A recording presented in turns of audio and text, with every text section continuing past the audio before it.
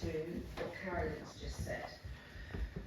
When I emailed in my request to speak tonight, I included a link and a plea for everybody to listen to a speech that I gave to Portishead Town Council in September 2021.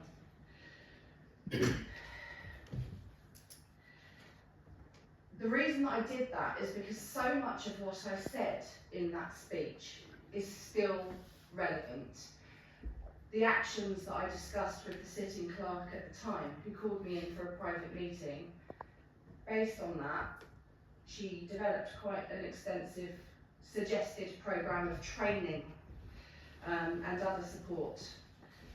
But it was voted down by the council at the time, unfortunately. But everything I'm about to say is perfectly clear in the context of that speech that I gave. And I'm happy for it to be noted in the minutes that I would like a link sent to any residents who might inquire about that speech, because it matters. I recall a comment made by Councillor Whitfield about 8 months ago, and this is word for word. I am not a fan of the public participation section of meetings, as some people use it as a platform to air their political views instead of being constructive. I have already spoken to councillors about the problems with public participation.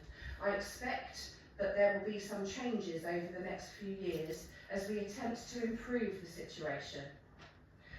I ask the council to give reassurances that public participation will remain a platform for residents to raise their concerns, and that you aren't intending to create a situation where members of the public may only speak if they're bringing good news and solutions.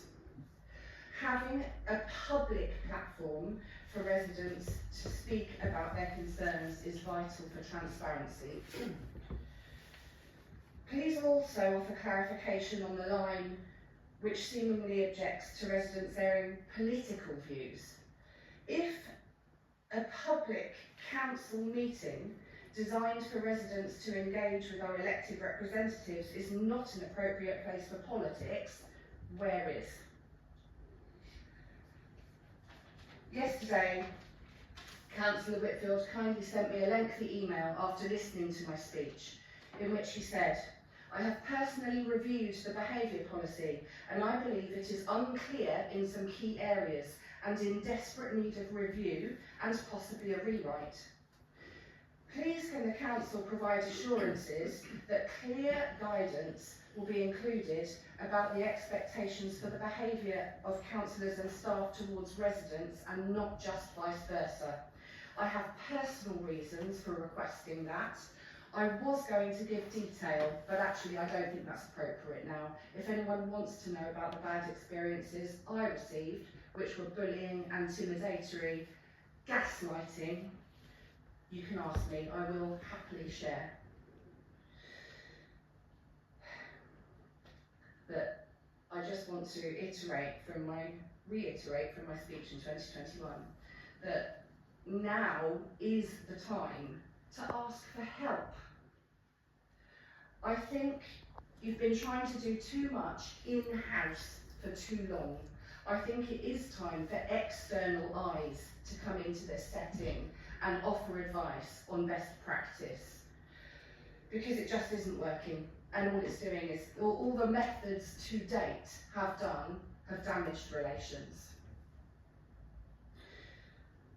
I'm going to quote my own speech now. In all good faith and sincerity, I ask that your policies are urgently taken for review, and I ask that Portishead Town Council commissions regular equalities training and seeks professional support services for its members and its staff, because you're just trying to do too much on your own.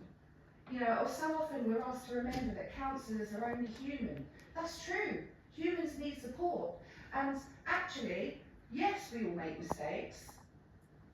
we need support to make things better. A big part of being human and making our mistakes is also knowing when it's appropriate to hold your hand up and say, sorry, I got that wrong.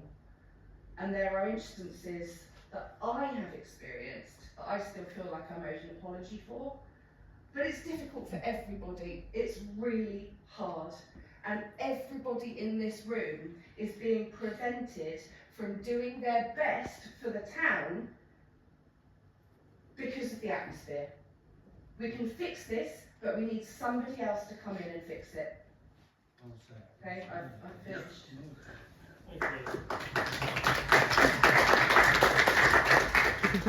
The one who said well said contributed to the two councillors departing from. Just actually before we move on.